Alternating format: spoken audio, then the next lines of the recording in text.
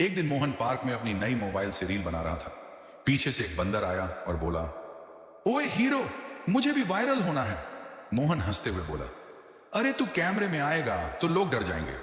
बंदर गुस्सा होकर सीधे मोहन की गोद में कूद गया, कैमरा पकड़ लिया और अपनी खुद की सेल्फी लेनी शुरू।